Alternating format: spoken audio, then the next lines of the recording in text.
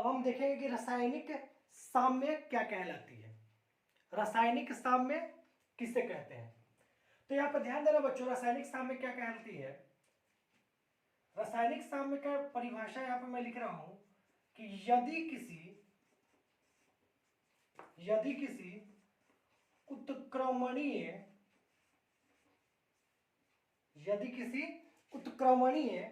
रासायनिक अभिक्रिया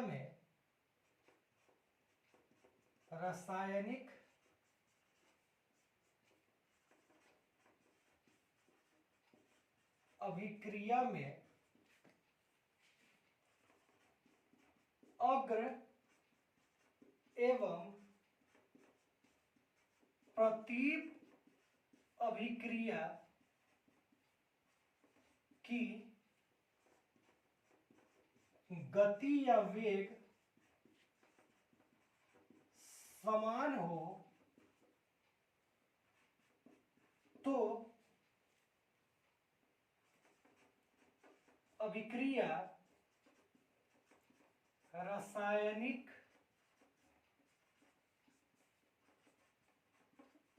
साम्य अवस्था कहलाती है। क्लियर है दोस्तों, ध्यान से देखो मैंने क्या लिखा है। रासायनिक साम्य का डिफिनीशन हमने क्या लिखा है, यदि किसी क्रमणीय रासायनिक अभिक्रिया में, यानी कि कोई एक रासायनिक अभिक्रिया हो रही है जो कि क्या है हमारा उत्क्रमणीय है, अग्र एवं प्रतीप, सॉरी ये क्या होगा, प्रतीप होगा, अग्र एवं प्रतीप अभिक्रिया की गति या वेग समान हो तो अभिक्रिया रासायनिक साम्य अवस्था कहलाती है। अभिक्रिया क्या कहलाती है हमारी, रासायनिक साम्य अवस्था कहलाती है। क्लियर है दोस्तों, कोई दिक्कत नहीं है। देखो अब इसका एक एग्जांपल हम लोग देख लेते हैं, उदाहरण देख लेते हैं। क्या देख लेते हैं हम लोग, उदाहरण देखते हैं। उदाहरण क्या कहती है, कहता है कि मान लीजिए कि कोई अभिक्रिया है A+B और ये क्या है हमारा रिवर्सिबल है, यानी कि उत्क्रमणीय है, और हमारा क्या बना रहा है C+D बना रहा है। क्या बना रहा है, C+D बना रहा है। ये हमारा रिएक्शन फॉरवर्ड हो रहा है, ये हमारा क्या है रिएक्शन बैकवर्ड है। क्या है, रिएक्शन बैकवर्ड है। तो रेट ऑफ रिएक्शन, तो यहां पे क्या कह रहा है कि अगर रेट ऑफ रिएक्शन RF जो है वह इक्वल हो जाएगा किसके, रेट ऑफ रिएक्शन RB के, यानी कि RF इक्वल्स टू क्या हो जाएगा RB। यही हमारा क्या कहलाएगी, साम्य अवस्था। यह क्या कहलाएगी हमारा साम्य अवस्था। यानी कि किसी भी रासायनिक अभिक्रिया में अगर ये क्या है हमारा उत्पाद है और ये हमारा क्या है प्रतिफल है, अगर रिएक्शन फॉरवर्ड कर रहा है, अगर अग्र दिशा में कर रहा है, अगर अग्र दिशा में हो रही है, तो हमारे उसके लिए हमारा क्या है, ये अभिकारक होगा और ये क्या होगा हमारा प्रतिफल होगा। अगर रिएक्शन प्रतीप में है, किसमें है, प्रतीप में है, यानी पीछे की तरफ हो रही है, उस सिचुएशन में हमारा अभिकारक कौन हो जाएगा, ये हो जाएगा, और प्रतिफल कौन हो जाएगा हमारा, ये कहलाएगा। क्लियर है, कोई दिक्कत नहीं है। तो रेट ऑफ रिएक्शन यानी अभिक्रिया की दौर गति या वेग जो भी आप कह लो, जो RF है अग्रगति की है, वो बराबर हो जाएगा अभिक्रिया के दर RB, यानी कि प्रतीप के, यानी RF तथा RB दोनों बराबर हो जाएगा, तो वही हमारा क्या कहलाएगी, साम्य अवस्था कहलाएगी। क्या कहलाएगी, साम्य अवस्था कहलाएगी। क्लियर है दोस्तों, कोई दिक्कत नहीं है। चलो अब यहाँ पे हम लोग देखते हैं रासायनिक जो साम्य अवस्था है, रासायनिक साम्य जो है, इसको हम लोग दो पार्टों में डिवाइड करते हैं। सबसे फर्स्ट जो हमारा आएगा वो क्या कहलाएगी, तो सबसे फर्स्ट जो कहलाता है वो कहलाता है समांगी साम्य। नंबर 1 क्या है हमारा, समांगी साम्य। और सेकंड जो है वह कहलाती है विसमांगी साम्य। क्या कहलाती है, विसमांगी साम्य। विसमांगी साम्य। क्लियर है, रासायनिक साम्य को हम लोग कितने प्रकार से बांटते हैं? 2 प्रकार से बांटते हैं। एक क्या कहलाता है हमारा समांगी साम्य, दूसरा क्या कहलाती है हमारा विसमांगी साम्य।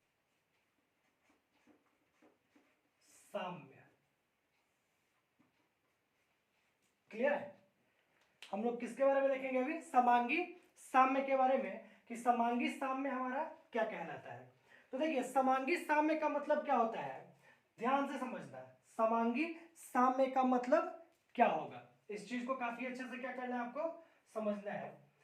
तो समांगी साम्य का मतलब कहता है, मान लो कि कोई एक ऐसा रिएक्शन है, कोई एक ऐसा केमिकल रिएक्शन है, रासायनिक अभिक्रिया है, जिसमें अभिकारक एवं प्रतिफल, रिएक्टेंट और प्रोडक्ट दोनों ही हमारा क्या होगा, गैसियस स्टेट में ही होगा।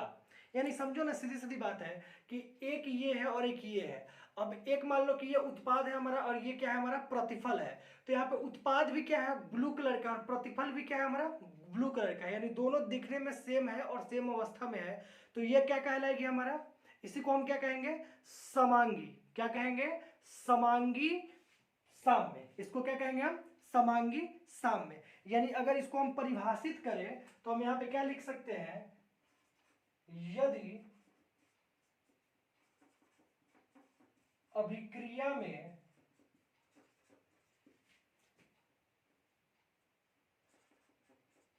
भाग लेने वाले अभिकारक एवं प्रतिफल दोनों ही समान अवस्था में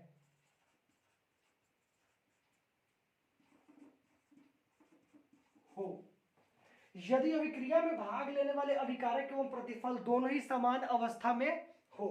अब इसके लिए आप एक एग्जांपल देखो। एग्जांपल क्या कह रही है? एग्जांपल कह रहा है कि N2 प्लस H2 यानी कि 3H2, ये होगी अभिक्रिया, ये उत्क्रमणीय होती है और हमारा क्या बनता है NH3।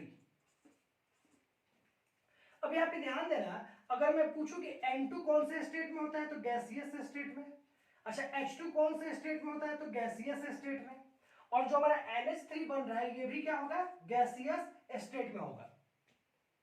यानी कि हमारा N2 भी क्या है गैसीय अवस्था में है, H2 भी क्या है गैसीय अवस्था में है। जो NH3 अमोनिया गैस हमारा जो बन रहा है ये भी क्या हमारा गैसीय अवस्था में ही है। तो इसी को हम लोग क्या कहेंगे समांगी साम्य कहेंगे। इसी को हम लोग क्या कहेंगे समांगी साम्य। यदि अभिक्रिया में ये हमारा क्या हो गया अभिकारक, यह क्या हो गया हमारा अभिकारक, तो जो भाग लेने वाले हैं अभिकारक वो, और जो हमारा प्रतिफल बन रहा है वो, जो हमारा प्रतिफल बन रहा है वो, सीधी सीधी आप बात समझो कि जो अभिकारक है वो और जो प्रतिफल बन रहा है वो दोनों अगर सेम अवस्था में है, तो यहाँ पे दोनों ही सेम अवस्था में, ये भी गैस और ये भी गैस, तो इसी को हम लोग क्या कहेंगे समांगी साम्य कहेंगे। इसी को हम लोग क्या कहेंगे समांगी साम्य कहेंगे। हम लोग सेकेंड देखते हैं क्या हमारा विसमांगी साम्य। क्या है विसमांगी साम्य। अब मुझे पूरा यकीन है कि आप लोगों को विसमांगी साम्य कुछ हद तक समझ में आ गया होगा कि विसमांगी साम्य क्या होगा। तो विसमांगी साम्य समांगी का उल्टा हो जाएगा। सीधी सीधी बात है कि अभिक्रिया में भाग लेने वाले अभिकारक एवं प्रतिफल दोनों की अवस्था समान न हो। यानी कि वैसी अभिक्रिया जो अभिक्रिया में भाग लेने वाले अभिकारक और प्रतिफल दोनों की ही अवस्था समान नहीं हो। जैसे कि मैं अगर उदाहरण की बात करूं यहां पर, तो आप एक उदाहरण देखो, कैल्शियम कार्बोनेट CaCO3। अब आप सबको पता है कि कैल्शियम कार्बोनेट क्या है CaCO3 है और ये क्या है हमारा सॉलिड होता है। और ये रिएक्शन जब होती है, जब इसको हम हीट करते हैं और ये रिएक्शन जब होती है तो हमारा क्या बनाता है कैल्शियम ऑक्साइड CaO जो कि क्या होता है सॉलिड, प्लस CO2 का भी फॉर्मेशन होता है जो कि हमारा क्या है गैस है। दूसरा का एग्जांपल आप ले लो, H2 प्लस हाफ O2 क्या बनाएगी हमारा H2O। क्लियर है, H2 प्लस O2। अब इसको ऐसे भी आप बैलेंस कर सकते हो, अगर आपको कंफ्यूजन हो जाए हाफ O2 में, तो H2 प्लस O2 क्या बनाती है हमारा H2O बनाती है। अब इसको आप बैलेंस कर लो, 2H2 प्लस O2 2H2O। अब यहाँ पर ध्यान दो कि ये जो H2 होता है हमारा कौन सी अवस्था में होता है, गैसीय अवस्था में। ऑक्सीजन जो होती है वो कौन सी अवस्था में होती है, गैसीय अवस्था में। लेकिन जो हमारा H2O होता है वो कौन सी अवस्था में मिलता है, तो लिक्विड अवस्था में मिलती है। इसकी कौन सी अवस्था में मिलती है, ये लिक्विड अवस्था में मिलती है। तो विषमांगी साम्य का मतलब क्या होगा कि कोई जो इक्वेशन है वो तो साम्य में होगा ही।